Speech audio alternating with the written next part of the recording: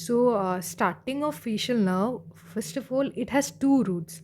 We have the motor root and also nerve of Wrisberg, which is also called nerve of intermedius. This nerve contains of three fibers: sensory fibers, secretory fibers, and the parasympathetic fiber. It is to be noted that nerve of Wrisberg doesn't have a sympathetic fiber. So instead of sympathetic fiber, it has other three fibers, which is sensory fiber, secretory fiber, and parasympathetic fiber. So there's two root of facial nerve, which is motor root and the nerve of Wrisberg. It goes to the internal auditory meatus. So after coming out of internal auditory meatus, it joins to form the trunk of facial nerve. So this is the trunk of facial nerve. So which is made by two root of facial nerve. So this trunk of facial nerve, then it winds around and forms the ganglion, which is called geniculate ganglion. So from the geniculate ganglion, then comes out the nerve which is called greater petrosal nerve. So this greater petrosal nerve then joins with another nerve which is called deep petrosal nerve and forms the Vidian nerve. So this Vidian nerve is combined a combination of greater petrosal nerve and the deep petrosal nerve. And this Vidian nerve, where it goes to the pterygopalatine ganglion. So Vidian nerve ends in pterygopalatine ganglion. And this from pterygopalatine ganglion, we are seeing that it gives fibers to lacrimal gland, nasal gland, and the palatal gland. So we have the geniculate ganglion giving out greater petrosal nerve joined with the deep petrosal nerve, then gives out a nerve called Vidian nerve. It ends in pterygopalatine ganglion, and from pterygopalatine ganglion gives out fibers to lacrimal gland, nasal gland, and the palatal gland. So it is clear that greater petrosal nerve which carries fibers to the pterygopalatine ganglion through Vidian nerve. So what are the fibers it's carrying? It will be carrying preganglionic parasympathetic fibers.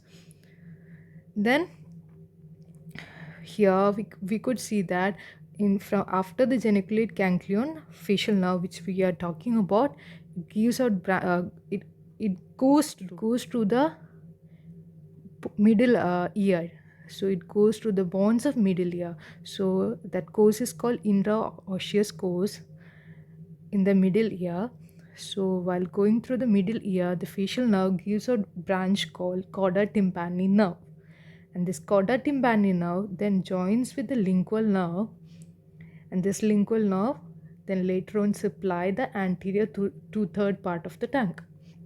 Also to point to be remembered that this lingual nerve also suspend submandibular in the submandibular ganglion, and we have fibers from the submandibular ganglion to the submandibular gland as well as sublingual gland. So while going through the middle ear, the facial nerve also gives out a motor branch to the stapedius muscle inside the middle ear, which is called branch to stapedius muscle.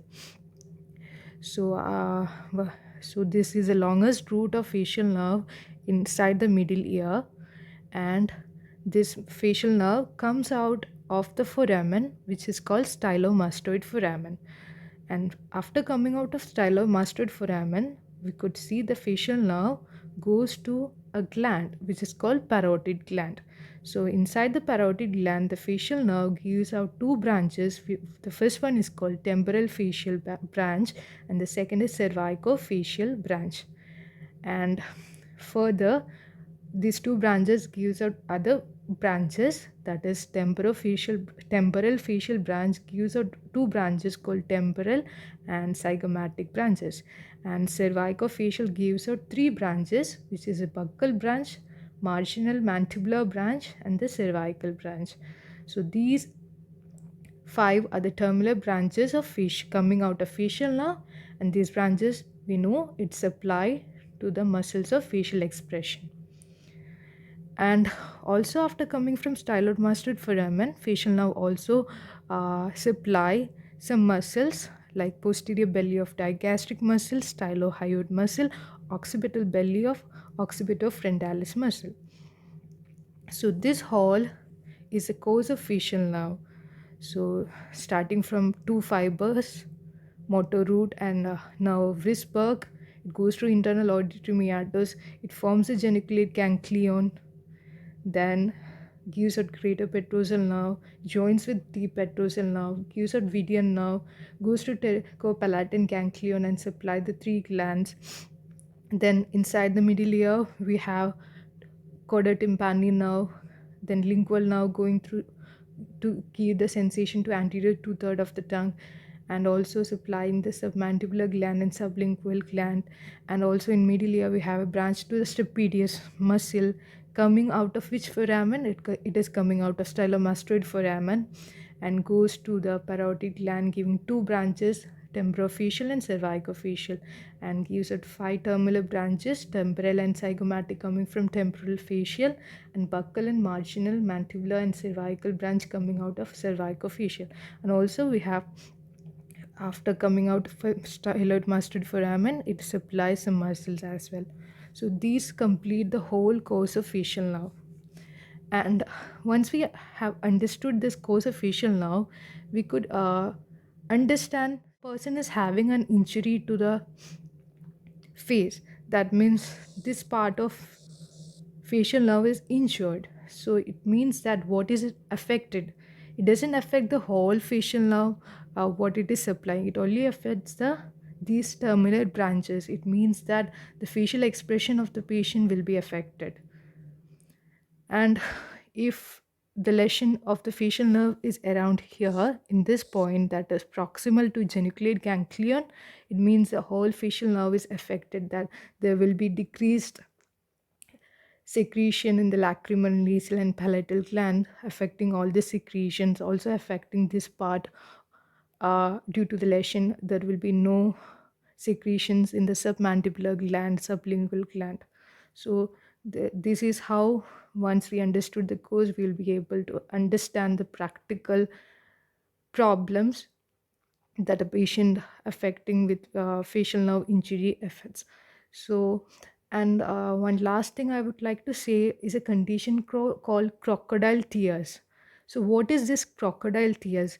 So so it is because there is a lesion in the geniculate ganglion, so all these secretions are affected. But the thing what is to be noted is that the submandibular gland fibers can regenerate.